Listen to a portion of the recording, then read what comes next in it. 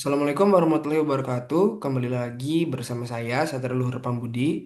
Saya merupakan peserta Latsar CPNS Gelombang 1 tahun 2025 yang berasal dari Kota Cirebon.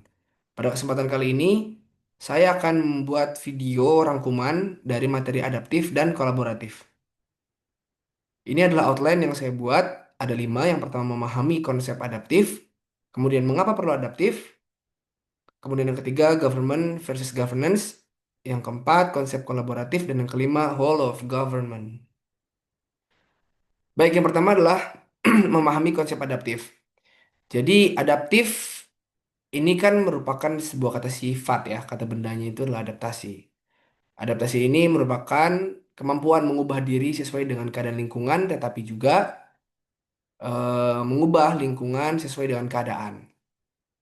Dari sini sebenarnya ada sebuah pengertian yang membuat makna adaptasi ini menjadi lebih luas bahwa bukan hanya sekedar beradaptasi atas suatu keadaan lingkungan tertentu gitu, tetapi bagaimana juga bisa mengubah sesuai dengan keadaan. Keadaan apa yang dimaksud nanti akan saya jelaskan lebih dalam tentang keadaan-keadaan yang dimaksud. Kemudian adaptasi ini berlaku juga untuk individu dan juga organisasi. Dan adaptif ini menurut KBBI itu diartikan sebagai menyesuaikan diri dengan keadaan. Adapun Cambridge dari kamusnya juga menyebutkan bahwa adaptif ini sebagai having an ability to change, to suit changing condition, atau kemampuan untuk berubah dalam situasi yang berubah.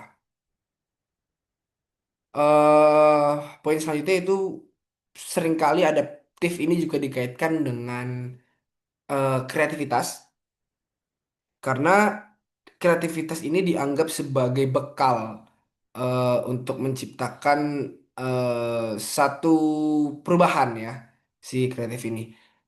Dan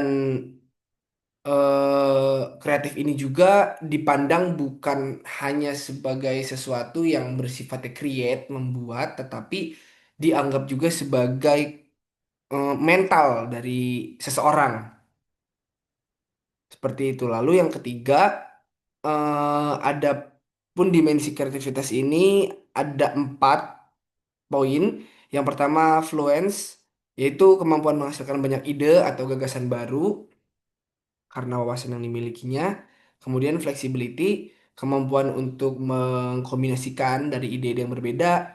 Kemudian yang ketiga, elaborasi, yaitu kemampuan bekerja secara detail dengan kedalaman yang komprehensif. Dan yang keempat, originality, yaitu sifat keunikan, novelty, kebaruan dari ide atau gagasan yang dimunculkan. Nah, ini mengapa perlu adaptif? Adaptif ini diperlukan karena adanya situasi perubahan yang sifatnya strategis. Nah, ini adalah keadaan yang saya maksud tadi bahwa adaptasi ini bukan hanya sekedar seseorang mengikuti bagaimana situasi lingkungan, tetapi juga mengubah sesuai keadaan. Keadaan apa? Keadaan lingkungan yang selalu dinamis, berubah, seperti itu. Dan perubahan ini terjadi bukan hanya di tingkat lokal, tapi juga tentu dipengaruhi oleh faktor global, regional, nasional. Dan perubahan lingkungan ini sifatnya konstan, selalu terjadi, tidak bisa terhindar. Dan eh, di sisi lain, nilai sosial ekonomi masyarakat dan juga literasi ini terus meningkat. Oleh karena kedua keadaan itu, maka hal ini menjadi penting si adaptif ini untuk mengubah cara kerja sebagai bentuk adaptasi gitu. Misalnya, adanya perubahan tradisi yang konvensional dalam hal pengelolaan SDA yang sifatnya sebelumnya eksploitatif menjadi lebih ramah lingkungan. Kemudian, selain soal lingkungan, ada juga persoalan keamanan. Bahwa keamanan, isu keamanan dianggap pada zaman dahulu itu ke arah terorisme, radikalisme. Mungkin saat ini keamanan dan perdamaian bukan hanya tentang itu. Banyak eh, banyak aspek yang bisa menjadi medan bagi keamanan itu menjadi ancaman seperti teknologi, SDM dan sebagainya. Kemudian mengapa perlu adaptif? karena ada kompetisi di sektor publik. Bagaimana kita melihat adanya pergeseran peta kekuatan ekonomi yang saat ini mungkin bisa dibilang didominasi oleh Tiongkok, yang sebelumnya itu Amerika Serikat dan Jepang tentu lebih populer. Di Indonesia sekalipun banyak industri-industri otomotif yang didominasi oleh Jepang. Tapi saat ini mungkin sosok Tiongkok sepertinya sudah menjadi pertimbangan. Di samping itu ada juga kriteria-kriteria yang dibentuk oleh organisasi internasional sebagai kriteria keberhasilan suatu negara. Misalnya PBB untuk mengukur ekonomi, mereka punya indikatornya seperti negara yang sudah terbangun, ekonomi yang lagi transisi atau ekonomi yang sedang dibangun. Ada juga World Bank untuk high upper atau middle atau lower income, yang kita tahu bahwa Indonesia statusnya saat ini sekarang sebagai middle middle income ya Indonesia. Jadi begitulah, oleh karena kondisi-kondisi itulah adaptif ini diperlukan. Ada juga faktor kompetisinya. Kemudian masuk ke government dan governance. Jadi ini adalah salah satu topik yang dibahas ketika mendalami modul adaptif ya. Jadi ada pembahasan soal government dan governance. Meskipun ini pembahasan yang sudah cukup lama. Makanya mungkin tahun ini di sini juga 2001. Tapi masih cukup relevan bahwa sekarang sosok government ini sudah berubah menjadi governance. Artinya ada cara pandang yang berbeda. Misalnya aktor. Tadinya institusi, institusi publik ini sebagai aktor, tetapi dalam perspektif governance ini sudah mulai melibatkan banyak aktor dalam proses implementasi kebijakan. Begitupun dari aspek-aspek yang lain seperti fungsi, struktur, model interaksi, dan juga distribusi yang sifatnya lebih divergent. Seperti itu. Bukan divergent ya, mungkin hmm, lebih multisektor. Seperti itu. Lalu ini konsep kolaboratif. Jadi eh kolaboratif ini kalau tadi masih masih masuk bagian adaptif, sekarang sudah masuk bagian kolaboratif ya.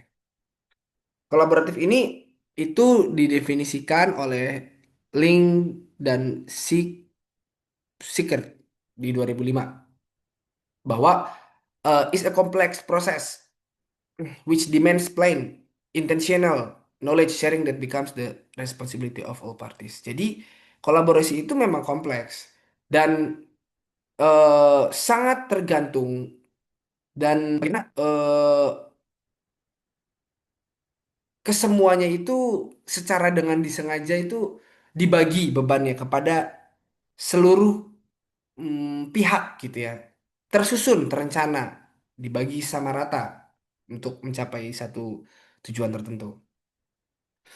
Kemudian membahas kolaborasi ini juga ada kutipan dari Ansel and Guest di 2007 bahwa kolaboratif ini dikaitkan dengan collaborative governance, mencakup kemitraan institusi pemerintah untuk pelayanan publik. Ini merupakan sebuah pendekatan pengambilan keputusan tata kelola kolaboratif serangkaian aktivitas bersama di mana mitra saling menghasilkan tujuan dan strategi dan berbagi tanggung jawab dan sumber daya.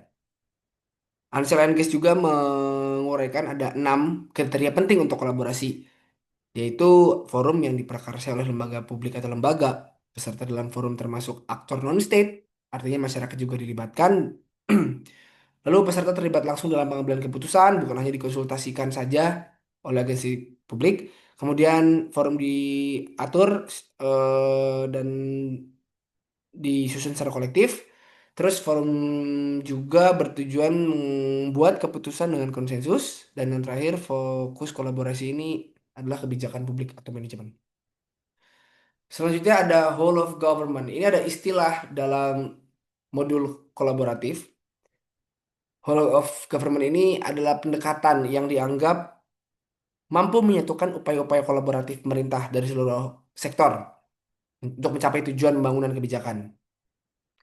Dan WOG ini juga menunjukkan atau menjelaskan bagaimana instansi pelayanan publik ini bekerja lintas batas atau lintas sektor yang dilakukan atas bukan atas sebagai respon terhadap isu-isu tertentu. Kemudian WOG ini juga merupakan pendekatan yang menekankan aspek kebersamaan dan menghilangkan sekat-sekat sektoral yang selama ini terbangun dalam model New Public Management. Lalu yang terakhir, WOG ini sering disamakan dengan berbagai konsep seperti policy integration, policy coherence, cross-cutting policy making, joint up government, dan lain sebagainya yang karakternya ini mirip. Mirip dalam hal apa? Karakteristik integrasi institusinya atau penyatuan pelembagaannya. Baik, itu saja yang bisa saya sampaikan untuk materi adaptif dan kolaboratif. Mudah-mudahan materi ini bisa menginspirasi penonton dan jangan lupa di like seperti biasa, komen, dan subscribe. Terima kasih.